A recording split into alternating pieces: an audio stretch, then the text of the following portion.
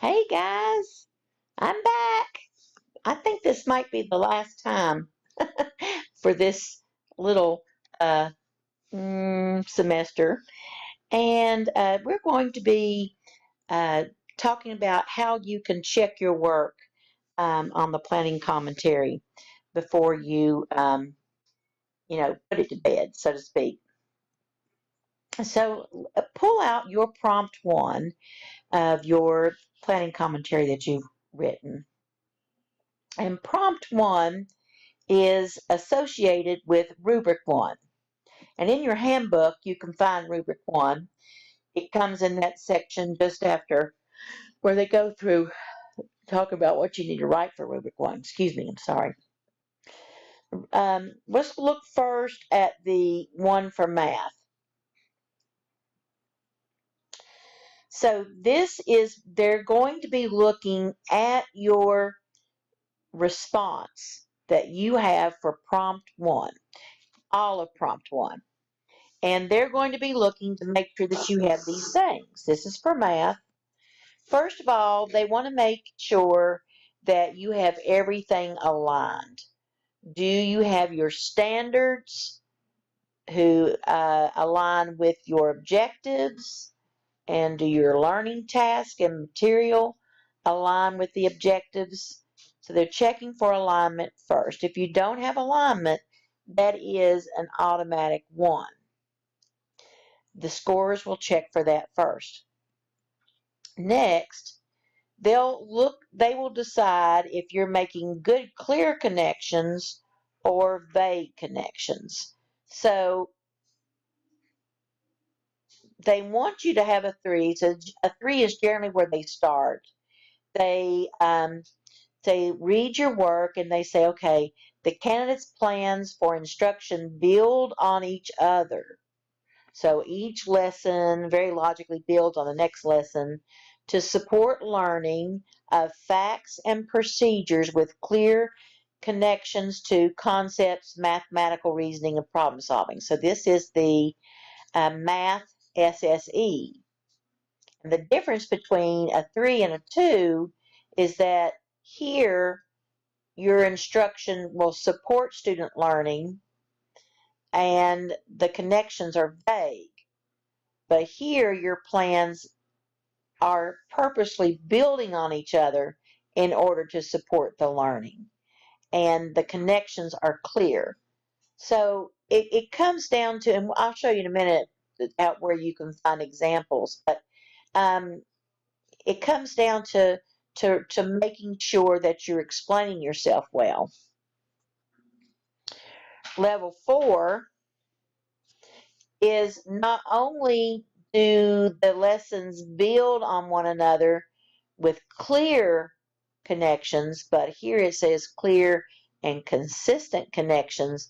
And the other difference between level 3 and level 4 is that here you could use either SSE, but here it's asking for you to have demonstrated that you're incorporating both.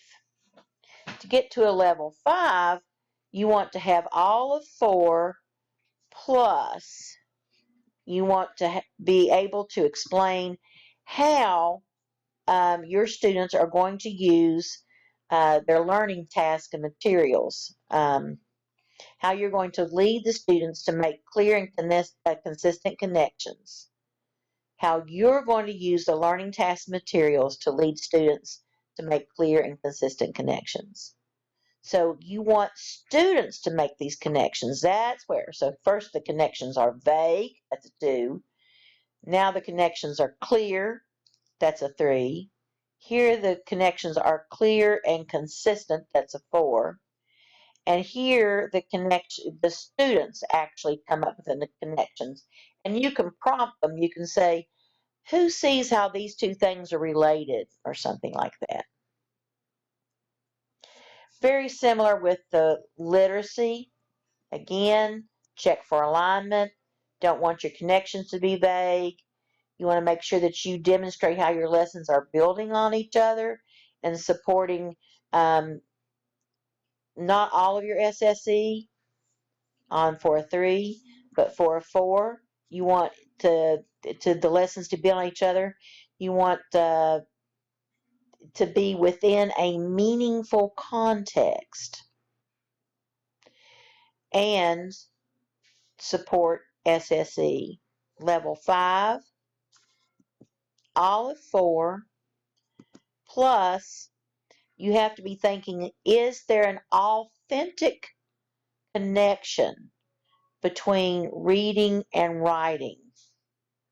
Did you explain how you will use tasks and materials to independently apply for the students to independently apply literacy strategy and related skills? Now, if you find the rubrics confusing, there is a document called the Understanding Rubric Level Progression. And the Understanding Rubric Level Progression is what I call the URLP. And what the scorer does is that they use the URLP to help them make scoring decisions. And they have also made these available to you. So this is the math one.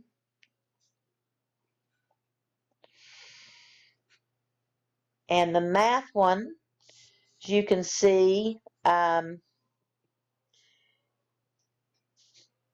first, it kind of just gives an explanation about scoring decision rules. It talks about preponderance of evidence. Sometimes there's multiple criteria, and when that's the case, I'll say this is primary, this is secondary, automatic ones. And here it explains rubric 1. So, for instance, if you didn't understand what the word aligned meant, or if you didn't understand the mathematical terms that were central to the EdTPA, like what's conceptual understanding, or what do they mean by procedural fluency? These terms are explained right here on this first really main page of your URL, where it talks about the planning commentary. So it gives over those definitions, mathematical reasoning, problem-solving skills. This is where you find out what part of the planning commentary this rubric is scoring. This rubric is going to be scoring prompt 1 with a strategic review of lesson plans. I've got a dog sitting right beside me, and she keeps bumping my desk. Dandy, shh, be still.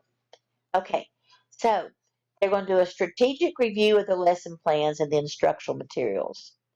And there'll be an automatic one if there is any kind of content inaccuracies, which I doubt there would be, or misalignment. Now, the scores start with a 3. They look to see if you have the evidence of a 3. So they go through the unpacking of the rubric, explaining that the evidence that is needed. Plans for this instruction are logically sequenced. So they just go through an explanation of what a 3 is so that you can have a better understanding. If you don't have the evidence in your writing for a 3, then the score has to go down. The score never goes up. You have to have the evidence of the 3, and then they'll look to see if there's not a 3. They have to decide if it's a 2 or a 1. So first they'll say, okay, is there evidence that the performance is below a 3? And if so, how do we distinguish it from a 2 and a 1? Here it describes, let's say that you did have the evidence that was needed for a 3. So now the scorer has to decide, okay, is it a level 4 or is it a level 5? So they give some real specific guidance.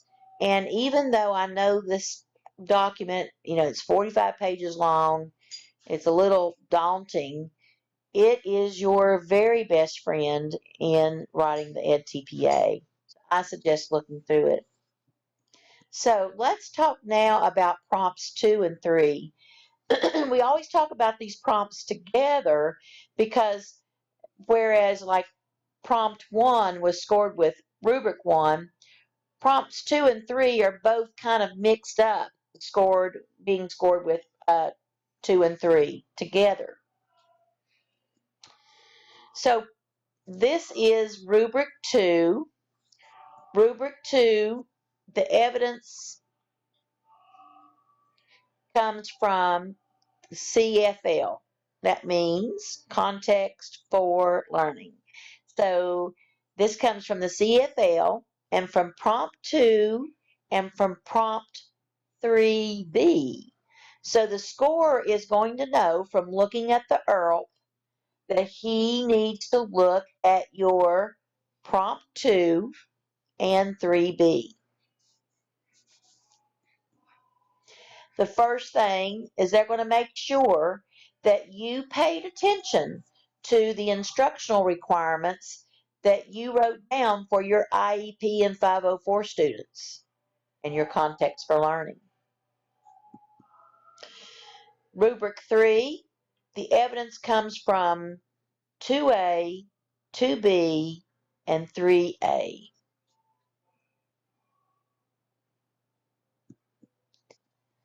The biggest thing you want to avoid is showing a deficit view. A deficit view is when you view a student through their deficits rather than through their assets. So to someone else, it seems like an obvious negative bias. To you, it might seem like a statement of fact to say something like, my students can't learn because they come from poor homes. But you see, when you say something like that, you're making a lot of assumptions about the home that you don't know anything about.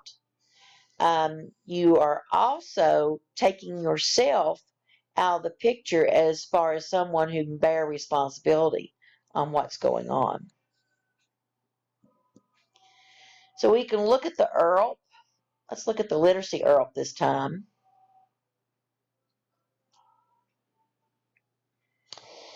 And the literacy URL, just like the math one, is going to explain, there's rubric 1, all those things about the literacy strategy, meaningful context, scoring decision rules. I'm going to get to rubric 2 here. Rubric 2. So they explain what planned supports are. That term's used a lot. And it talks about an automatic 1. Planned supports occur when the requirements of an IEP or 504 are completely missing. And then evidence that demonstrates a performance at a level 3. And if you don't make that, then what does it look like if it's below a 3? And how do we tell the difference between a 2 and a 1? Evidence above a 3. What distinguishes a 3 from a 4 and a 4 from a 5? So taking time to really look at that. And there, of course, there it is for rubric 3. So for every single rubric that you have, you've got the opportunity to look and see exactly what the scorers are going to be looking for. Let's talk about rubric 4, the old academic language. Rubric 4. The information here is going to come from 4A and 4B, where you're just simply going to identify your function and you're going to identify the language. You're going to talk about the demands. So what they're looking to see if the demands that you talk about aren't supported by the language supports that you describe.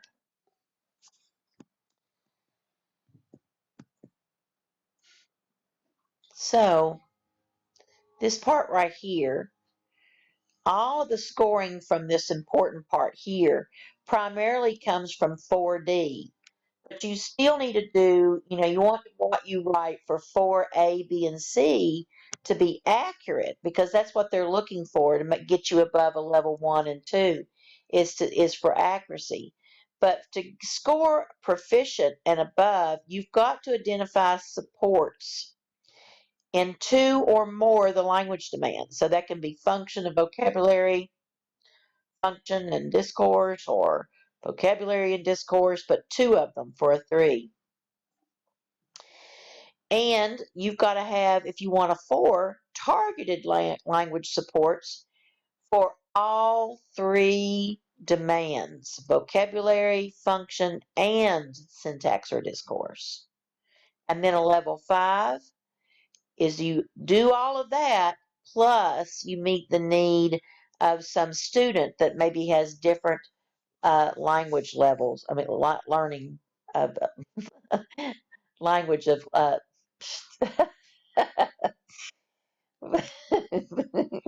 levels of language learning. I'm sorry. That was just goofy. Okay. You can see me laugh. I'm hidden there. All right. So that was goofy, wasn't it? Levels of language learning. Yes, I've said it that time. All right. Prompt 5. This is where you were to showcase how your assessments monitor and support students. Prompt 5. So you want to make sure that what you are supposed to be doing is what you're doing. You want to make sure your assessments align with what your context for learning says you're supposed to be doing.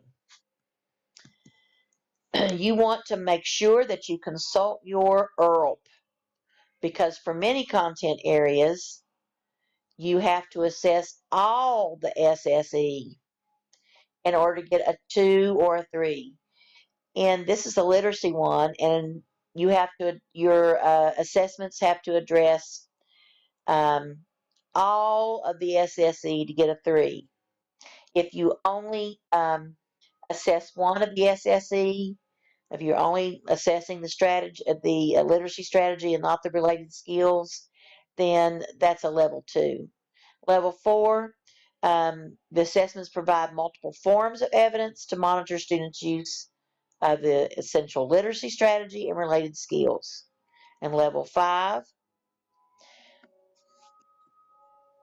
So going back to level 4, it's really important to have multiple forms of evidence here. Very, very important. So not just one kind of assessment, but many different kinds. So don't do the same types of assessments every day. And then for a 5, you need to have the 4 plus you need to have some assessments that have been strategically designed or modified to meet some special needs students in your class. So let's not be silly. You want to use check your work. You want to use everything available to you. You want to do a good job. And that means that you really need to use the rubrics to check your work. So what I would do is I'd pull the rubrics out and be aware, what rubric is checking what prompt, and go through and actually look for evidence. Now, when we get back to our seminar, when we're meeting in person, this is one of the things that we'll be doing, is that we will be looking at each other's work and looking for these things to see if we've gotten the evidence that we need. So I look forward to seeing you in class, and you've worked really hard over Christmas, and I'm proud of you. I'll see you soon. Bye.